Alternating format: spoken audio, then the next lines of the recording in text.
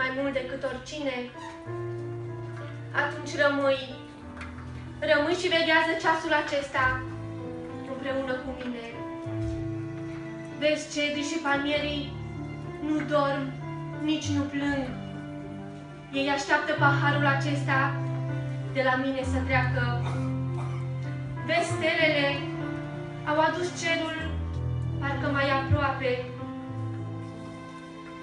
Peste fruntea mea cu balsam ca samariteanul milos. Dar nu mi-e îngăduit să aud osanalele îngerești. Stai lângă mine, Simone, și spune măcar tu că mă iubești. Mă iubești tu, Simone, mai frumos decât oricine?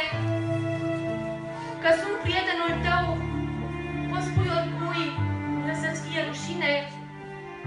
Uite, toți au plecat la ale lor, se împlinește prorociile. Vor bate pe păstor și turma va fi în mare rătăcire. Sunt singur, Simone, în jurul meu sunt doar străini, judecători și împărați și tresti și cununi de spini.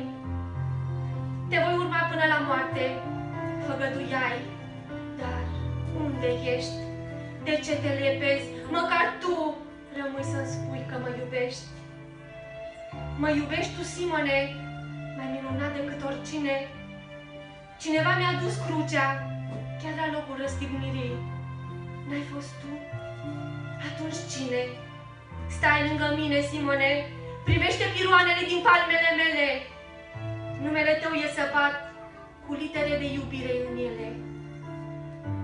Stai lângă mine, mai uită-te peste fruntea mea. Numele tău este scris cu sânge pe ea. Stai lângă mine, Simone, și spune măcar tu că mă iubești. Mă iubești tu, Simone, mai frumos, mai mult, mai minunat ca oricine? Atunci rămâi. Rămâi și faci-te mielușei pe aici, pe lângă mine.